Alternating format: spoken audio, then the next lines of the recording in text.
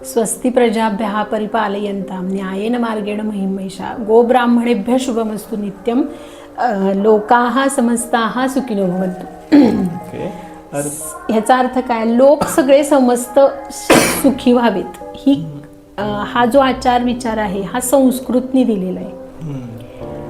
त्यामुळं या संस्कृतचं भविष्य, आपलं भविष्य म्हणजे संस्कृतचं भविष्य आहे किंवा संस्कृतचं भविष्य हे इतकं आहे आता की त्याला शब्दच अपुरे पडणार आहेत सांगायला।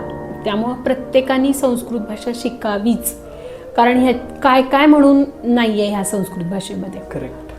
कुठली जे सगळं आता सांगितलं संपूर्ण जगाच्यासाठी आत्ता जे सगळं चालू आहे याच्यासाठी जे जगाचं कल्याणासाठी म्हणून ज्या सगळ्या प्रार्थना केल्या जातात ह्या सगळ्या आपल्या ज्या संस्कृतमध्ये आहे। जर तुम्हाला संस्कृत भाषा समजली तर त्या प्रार्थना कळायला काय वेळ लागणार आहे? बरोबर।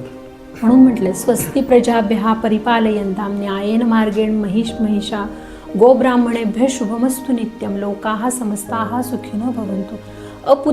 अपुत्राः पुत्रिणः सन्तु पौत्रिणाः अधनाः सधनाः सन्तु सर्वे सन्तु निरामयाः सर्वे भद्राणि पश्यन्तु मा कश्चित् दुःखभाग् भवेत्। काय काय सांगितलं बघा। हे जर संस्कृत कळालं तर हे सगळं आपल्याला समजणार आहे। म्हणून संस्कृत भाषा दुसऱ्यांसाठी नाहीच, स्वतःसाठी फक्त स्वार्थासाठी शिकायला पाहिजे।